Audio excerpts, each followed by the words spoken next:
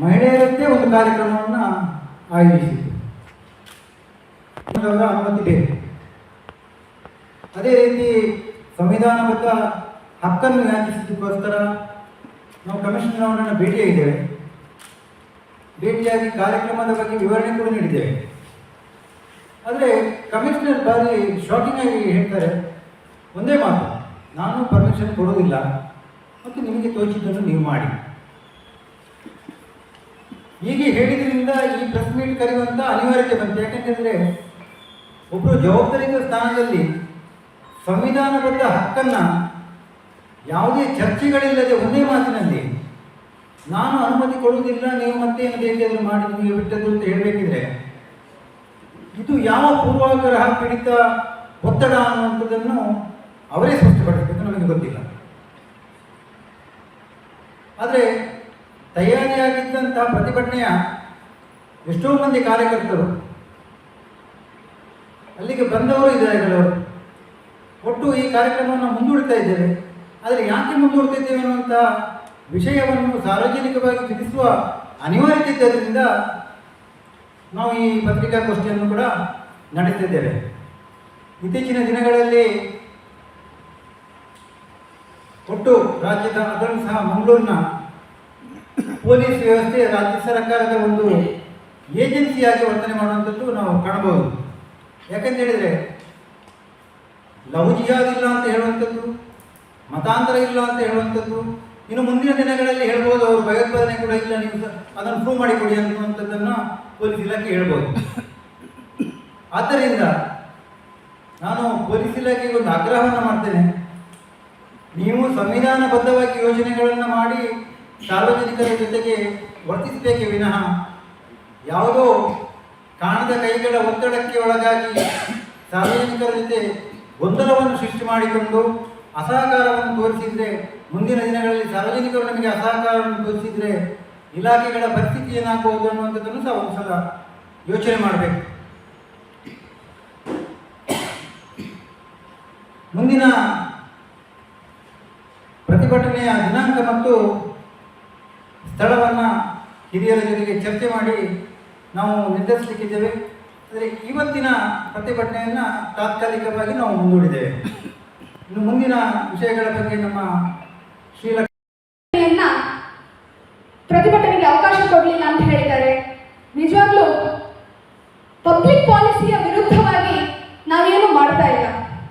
ನಾವು ಪಬ್ಲಿಕ್ ಪಾಲಿಸಿಯ ವಿರುದ್ಧ ಯಾರಾದರೂ ಮಾಡ್ತಾರೆ ಅಂತ ಹೇಳುವಾಗ ಅದಕ್ಕೆ ವಿರೋಧವಾಗಿ ನಮ್ಮ ಪ್ರತಿಭಟನೆಯನ್ನ, ನಮ್ಮ ಧ್ವನಿಯನ್ನ ಎತ್ತಿ ಹಿಡಿಯೋದಕ್ಕೋಸ್ಕರ ನಾವು ಪ್ರತಿಭಟನೆಗೆ ಕರೆ ಕೊಟ್ಟಿದ್ವಿ.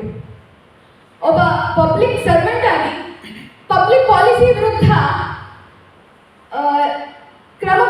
ಪಬ್ಲಿಕ್ ಪಾಲಿಸಿ ವಿರುದ್ಧ ಘಟನೆಗಳು ನಡೆಯುವಾಗ ಅದಕ್ಕೆ ನಾವು ಪ್ರತಿಭಟನೆಯನ್ನ ಮಾಡ್ತೇವೆ ಅಂತ ಹೇಳುವುದಕ್ಕೆ ಅವಕಾಶ ಮಾಡಿಕೊಡೋದಿದ್ರೆ ನಿಜವಾಗ್ಲೂ ಇಂಥ ಪ್ರಕರಣಗಳು ಮುಂದೆ ಕೂಡ ನಡೀಬಹುದು. ಆ ಜಾಗೃತಿ ಕಾರ್ಯಕ್ರಮಕ್ಕೆ, ಜಾಗೃತಿ ಪ್ರತಿಭಟನೆಗೋಸ್ಕರ ಮುಂದೆ ಆದರೂ ನಮ್ಮ ಪೊಲೀಸ್ ಕಮಿಷನರ್ ಅವರು ಅವಕಾಶವನ್ನು ಕೊಡಬೇಕು. ಭಾರತ ಮಹಿಳೆಯರನ್ನ ದೇವತಾ ರೂಪದಲ್ಲಿ ಕಂಡುಕೊಂಡು ಬಂದಿದೆ.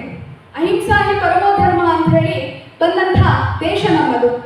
ಮಹಿಳೆಗೆ ಬೇಕಾದಂತಹ ಸ್ಥಾನಮಾನವನ್ನ ಕೊಡ್ಲಿಕ್ಕೋಸ್ಕರ ನಿರಂತರ ಪ್ರತಿಭಟನೆಗಳು, ನಿರಂತರ ಕಾರ್ಯಕ್ರಮಗಳು ಈ ಭಾರತದಲ್ಲಿ ನಡೆದಿದೆ. ಅಂತಹ ಭಾರತದಲ್ಲಿ ಮಹಿಳೆಯ ಮೇಲೆ ಅತ್ಯಾಚಾರ, ಅನಾಚಾರ, ಮತಾಂತರ, ಕೊಲೆ ಈ ರೀತಿ ಆಗುವಾಗ ನಾವೇ ಹೇಳಬೇಕು,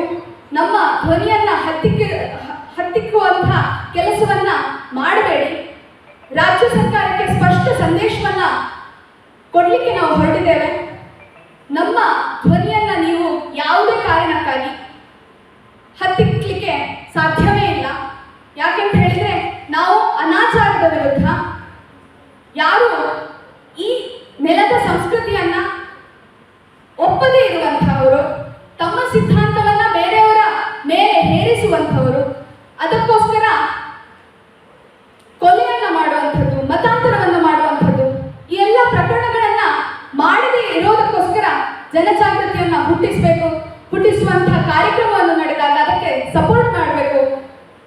ರಾಜ್ಯ ಸರ್ಕಾರ ಈ ನಿಟ್ಟಿನಲ್ಲಿ ರಾಜಕಾರಣ ಮಾಡಿದೆ. ಇದಕ್ಕೆ ಸರಿಯಾದ ಒಂದು ಅಂತ್ಯವನ್ನ ಹಾಕಲಿಕ್ಕೋಸ್ಕರ ಮುಂದೆಂದೂ ಇಂತಹ ಘಟನೆ ಮರುಕಳಿಸದ ಹಾಗೆ ತೀವ್ರ ರೀತಿಯ ನಿರ್ದಾಕ್ಷಿಣ್ಯ ಕ್ರಮವನ್ನ ಕೈಗೊಳ್ಳಬೇಕು ಅಂತ ಹೇಳಿ ಈ ಮೂಲಕ ಕೇಳ್ಕೊಳ್ತೇವೆ. ವಿರುದ್ಧವಾಗಿ ಜನಜಾಗೃತಿಯನ್ನ ಹುಟ್ಟಿಸುವಂತಹ ವಿಷಯವಾಗಿ ಅದೇ ರೀತಿ ಮೊನ್ನೆ ನಡೆದಂತಹ ಲವ್ ಜಿಹಾದ್ ಪ್ರಕರಣದ ವಿರುದ್ಧ ಮಹಿಳಾ ಸಮಾಜ ಧ್ವನಿ ಎತ್ತುವಂತಹ ಕಾರ್ಯಕ್ರಮದ ಅಂಗವಾಗಿ ನಾವು ಇಂದು 3:30 ಹೊತ್ತಿಗೆ ಮಂಗಳೂರು ತಾಲೂಕು ಆಫೀಸಿನ ಎದುರುಗಡೆ ಪ್ರತಿಭಟನೆಯನ್ನ ಆಯೋಜಿಸೋದಕ್ಕೆ ಯೋಚನೆ ಮಾಡಿದ್ವಿ. ಆದರೆ ಮಂಗಳೂರಿನ ಪೊಲೀಸ್ ಕಮಿಷನರ್ ಅವರು ಅದ್ಯಾಕೆ ನಮಗೆ ಪ್ರತಿಭಟನೆ ಮಾಡಲಿಕ್ಕೆ ಅವಕಾಶ ಕೊಡಲಿಲ್ಲ ಅಂತ ಹೇಳಿ ನಂಗೆ ಗೊತ್ತಿಲ್ಲ. ವಿಷಯ ತುಂಬಾ ಘೋರವಾದಂತಹ ವಿಷಯ ಆಗಿರೋದ್ರಿಂದ ನಾವು ಮಹಿಳಾ ಸಮಾಜದ ಧ್ವನಿಯಾಗಿ ಹಿಂದೂ ಮಹಿಳಾ ಸುರಕ್ಷಾ ಸಮಿತಿ ಈ ಮಂಗಳೂರಿನಾದ್ಯಂತ ಇರುವಂತಹ ಮಹಿಳೆಯರನ್ನ ಜೋಡಿಸಿಕೊಂಡು ಪ್ರತಿಭಟನೆಗೆ ಕರೆ ಕೊಟ್ಟಿದ್ರು.